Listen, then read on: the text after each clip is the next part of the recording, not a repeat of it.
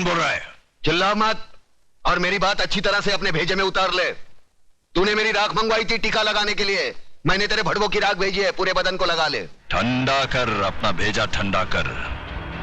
चतुर सिंह के आदमियों की चिता जलाना तुम जैसे पागलों की बस की बात नहीं है। चतुर सिंह, ऊपर वाले के हाथ से तू बचे ना बचे, लेकिन मेरे हाथ से तेरे को कोई नहीं बचा सकता। अगर एक बाप की औलाद है तो एक बार मेरे सामने आकर दिखा। तू भौंकता बहुत है आराम के, और भौंकने वाले कुत्ते हमें पसंद नहीं। अगर अपने बाप की औलाद है तो आ जाना महालक्ष्मी चौक पे। हम हर साल नवरात्रि को मां की पूजा करने वहां जाते हैं। अरे जितनी मन्नतें मांगनी है आखिरी बार मांग ले, ये तेरी जिंदगी की आखिरी पूजा होगी। ठंडा कर। यकीन नहीं आता तो उस राख को मसल कर देख, तेरे पालतू कुत्ते की निशानियां उसमें मौजूद है।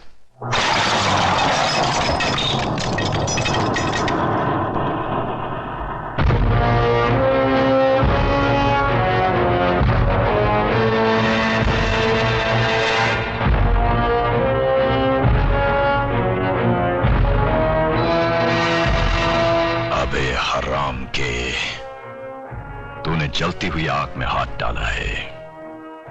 हम तुम्हें ऐसे जलाएंगे कि तेरे चाहने वालों को गंगा में बहाने के लिए तेरी राख भी नसीब नहीं होगी।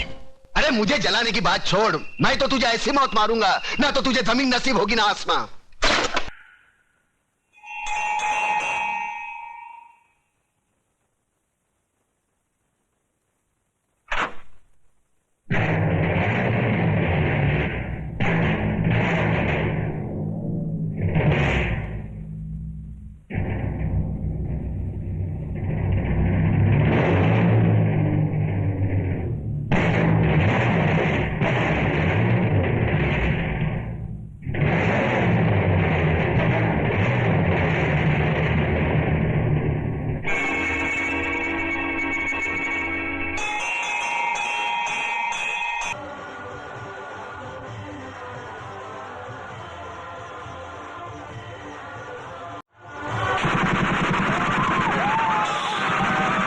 क्या?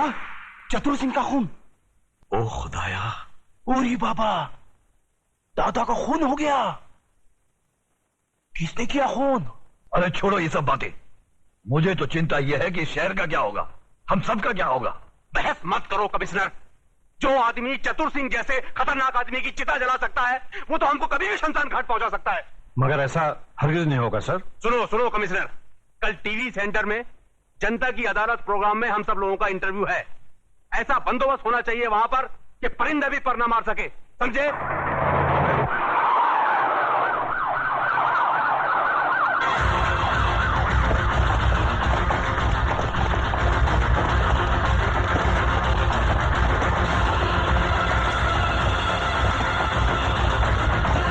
कादर, तो इधर है ना? Yes sir. पांडु जरा पीछे रहे। आज जनता की अदालत में जनता के सामने जनता के प्रतिनिधि मंत्री श्री बबन राव देशमुख, विपक्ष के नेता श्री चंद्रसेन आजाद, कानून के रक्षक इंस्पेक्टर सत्यवादी दुबे, न्यायमूर्ति श्री हुक्म अली जाबिर तथा इस शहर के सबसे बड़े बिल्डर मिस्टर योगराज अपराधी के रूप में यहाँ मौजूद हैं। इन सब पर यह आरोप लगाया गया है कि शहर में जो हाल ही में दंगे फसाद हुए हैं, जो हत्याएं हुई थी, वह सब इनकी मिलीभगत थी। क्या ये सच है देशमुख जी? लोग आजकल राजनीति को, कानून को और पुलिस को गांधी जी के 3 बंदर कहते हैं। वो बंदर जिनके सामने सब कुछ होते हुए भी न कुछ सुनते हैं, न देखते हैं और न कुछ कहते हैं। देखिए साहब, हमारे यहाँ लोकशाही है और लोकशाही में हर किसी को कुछ भी पूछने का और कहने का पूरा अधिकार होता है। मैं आपकी इस बात से बिल्कुल सहमत नहीं हूं। अगर ऐसा होता तो दूसरे राज्यों की तुलना में हमारे राज्य में चारों ओर इतनी शांति कभी नहीं होती। अगर चारों ओर शांति होती तो पिछले दिनों हमारे शहर में जो दंगे हुए वो क्यों होते? साहब ये सब विदेशी ताकतों का हाथ है, क्या करें? देखिए मंत्री जी, जब भी देश में कोई विपत्ति आती है तो हर मंत्री का आप ही जैसा जवाब होता है कि इसमें विदेशी ताकत का हाथ है। अब पिछले दिनों जो भूकंप हुआ था, क्या इसमें भी विदेशी ताकत का हाथ था? Order order, please maintain the silence. पर लोग तो कहते हैं कि इस विपत्ति में आपके साथ विपक्ष के नेता चंद्रसेन जी का भी हाथ था और पांव भी था। जी, ये सब बकवास है, इसको हम नहीं मानता है। अरे हमारा पक्ष का सिद्धांत अलग है, इसका पक्ष का सिद्धांत अलग है। हम लोग अलग अलग दल में रह के एक काम कैसा कर सकता है? ये सब गुंडा लोग का काम है, बात करता है। चंद्रसेन जी बिल्कुल ठीक कह रहे हैं, ये तो पुलिस को बिना मतलब बदनाम किया जा रहा है। नहीं, ये तो आप कहते हैं, पर लोग तो कहते हैं कि जब दंगे भड़के तब दंगे वाली किसी भी जगह पर पुलिस सही वक्त पर नहीं पहुंची थी। अरे यही तो अपनी पुलिस की असली निशानी है, जब सब कुछ खत्म हो जाता है उसके बाद पुलिस आती है।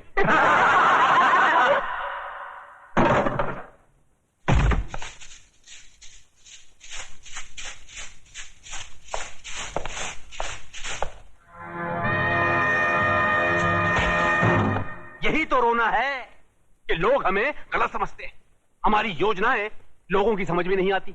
अब आप ही बताइए, झोपड़पट्टी की जगह साफ सुथरी कॉलोनी बने, टूटे फूटे गांव की जगह राहगीरों के लिए रिसोर्ट बने, इसमें देश की तरक्की नहीं है? बोलिए। पर लोग तो कहते हैं इसमें आपकी तरक्की ज्यादा होती है, सारा धन आप सब लोग मिलकर बटोर लेते हैं और डकार तक नहीं लेते।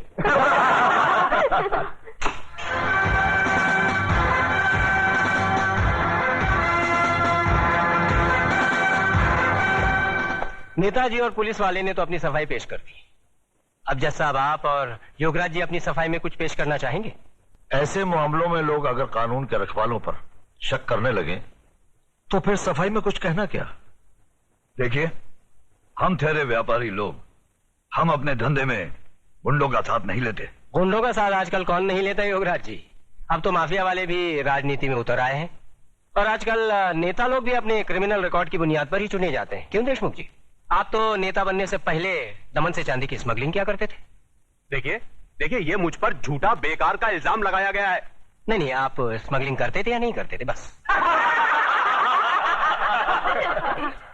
वैसे मैं भी इस बात को नहीं मानता, क्योंकि हर बड़े नेता को बदनाम करने के लिए लोग कुछ भी बोलते हैं। क्यों चंद्रसेन जी? एकदम सच बोलता है।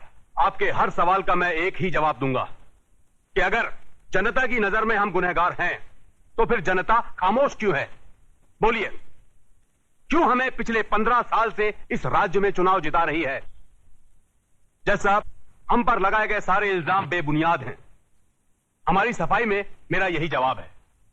अब फैसला आपके और जनता के हाथ में है, सुनाइए। अरे असली अदालत आज तक हमारे खिलाफ फैसला नहीं सुना सकी तो ये जनता की अदालत क्या खास सुनाएगी? देशमुख, तुम कभी कभी सच बोलता है।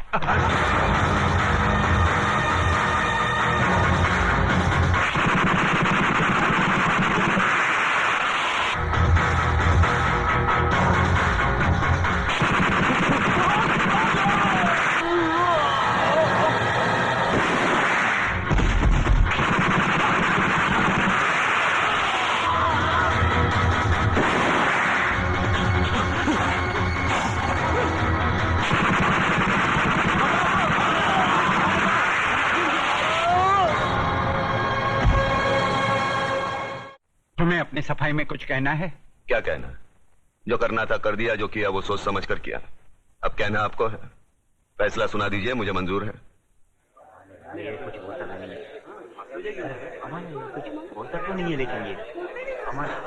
ऑर्डर।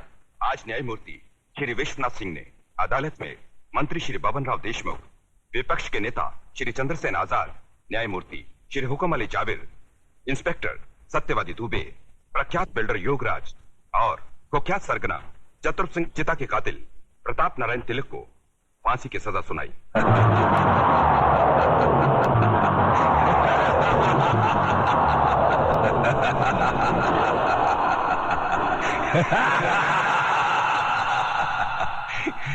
जिंदा आदमी के खून के इल्जाम में फांसी की सजा।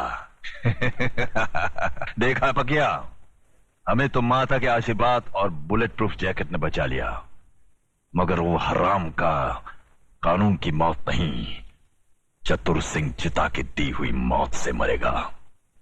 पता करो कौन से जेल में है।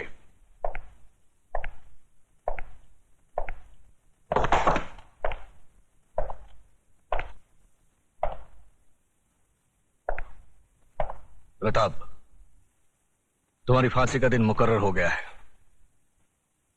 अगर कोई आखिरी ख्वाहिश है तो बता दो, वो भी पूरी कर दी जाएगी। यहां ऐसे घुटन सी होती है। मैं इन 4 दीवारियों में मरना नहीं चाहता। मुझे वहीं फांसी दे दो, क्रांति मैदान में, सबके सामने, जहां से इस देश में क्रांति की शुरुआत हुई थी। यहां ऐसे मरो तो जरा ज्यादा मरो, इतना सा मरने से क्या फायदा। सर, प्रताप से कोई मिलने आया है, मिलने दो।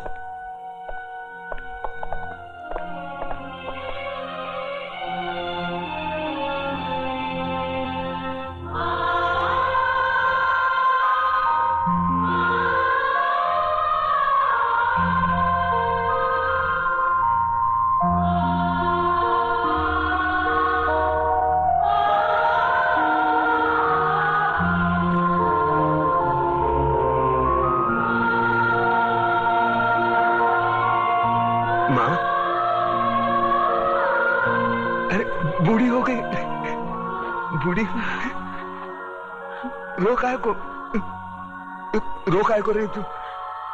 नहीं रे, ये तो खुशी के आंसू है। सोचा था जिंदगी भर तेरा मुंह नहीं देखूंगी,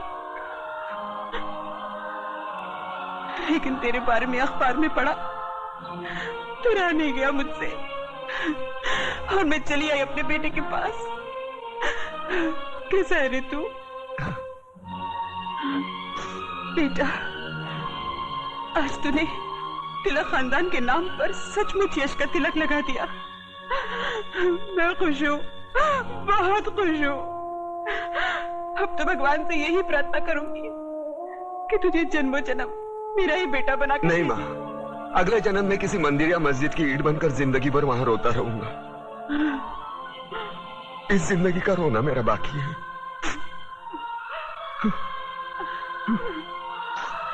दुख सिर्फ इस बात का है मैं तेरे लिए कुछ कर नहीं सका।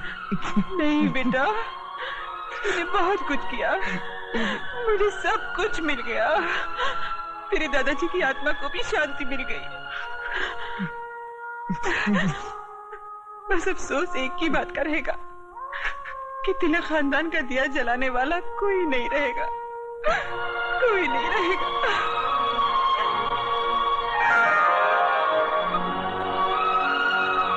ये देख, अपनी बहू के लिए रखे थे, लेकिन अब तो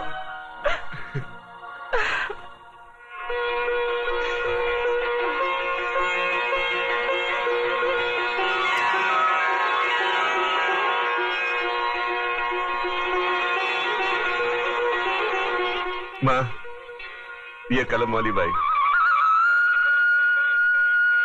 मेघा लिखती है,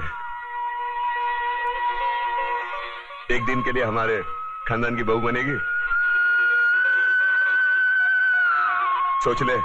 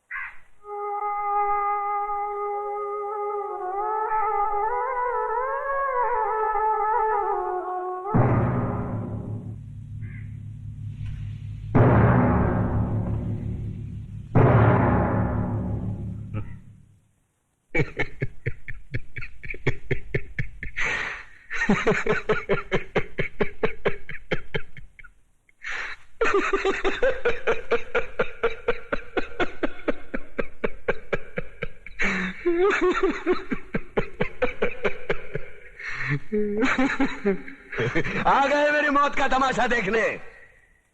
अब मुझे लटका देंगे, जुबान ऐसी बाहर आएगी, आंखें बाहर आएगी, थोड़ी देर लटकता रहूंगा, फिर ये मेरा भाई मुझे नीचे उतार देगा, फिर आप चर्चा करते घर चले जाओगे, खाना खाओगे, सो जाओगे। तुम्हारी ये नामर्दानगी, बुज़दिली एक दिन इस देश की मौत का तमाशा इसी खामोशी से देखेगी। कुछ नहीं कहना मुझे तुम्हें, कुछ नहीं। तुम्हारी जिंदगी में कोई फर्क पड़ने वाला नहीं।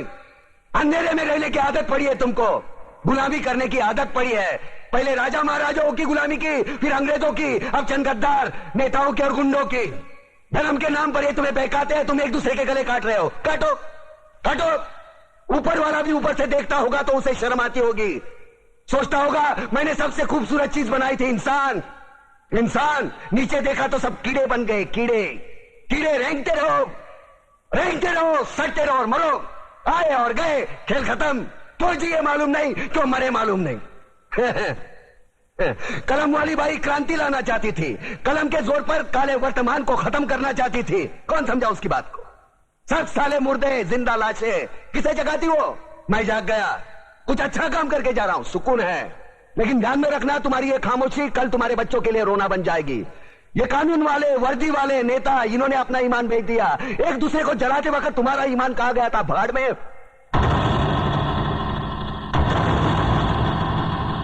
ये पिस्सू जैसा हमारा पड़ोसी मुल्क आने वाले कल में शायद अपने आप को दुनिया के नक्शे पर देख नहीं पाएगा। एक बात भूल रहा है, उनके घर में जो रोटी बनती है ना, उसका आटा भी विदेशी चक्की से पीस के आता है। साले अपने खुद के देश में सुई नहीं बना सकते और हमारे देश को तोड़ने का सपना देखते हैं। वो ये सपना देख सकते हैं क्योंकि उन्हें मालूम है ये मुर्दों का देश है। वतन के लिए किसी को कोई हमदर्दी नहीं है। इसे तोड़ना बिल्कुल आसान है। मैं हिंदू, मैं मुसलमान, मैं सिख, मैं फलाना, मैं ढिमका। एक लाठी को तो कोई भी तोड़ सकता है, लेकिन लाठी के भारे को तोड़ना मुश्किल है। मैंने बचपन में पढ़ा था, स्कूल में, तीसरी में। मैं क्यों समझा रहा हूं तुमको? क्यों समझा रहा हूं? पागल हूं मैं? भूसा भरा पड़ा है मेरे दिमाग में। क्यों बातें कर रहा हूं इन पत्थरों से? हंसो हंसो, खुशियां मनाओ। क्रांति की राह पर एक और कुत्ते की मौत मरने जा रहा है, कल कोई और मरेगा। हमें क्या? हम इसी तरह जीते रहेंगे, है ना? जियो भाई जियो, जैसे चाहिए वैसे जियो। मैं हिजड़े की जिंदगी जीना नहीं चाहता। ए ला, चल चल ला।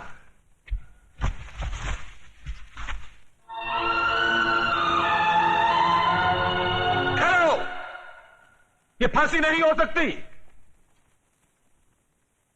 उन देशद्रोहियों के खिलाफ जो सरकार को सबूत मिले हैं, उससे साबित होता है कि प्रताप ने उनको मारकर देश का उद्धार किया है। इसलिए भारत के राष्ट्रपति ने उसकी सजा माफ कर दी। ये रहे उसके कागजात।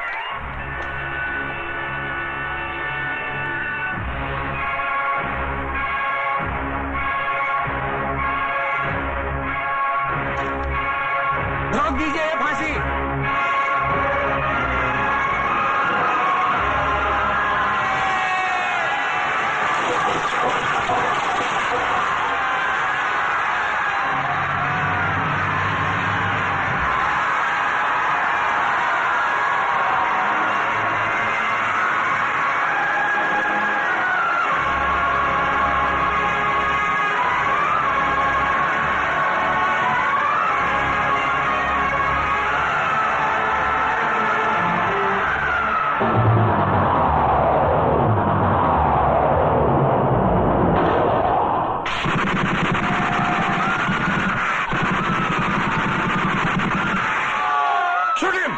खबरदार कमिश्नर, लाशों के ढेर बिछा दूंगा अगर हमारे बीच में आया तो।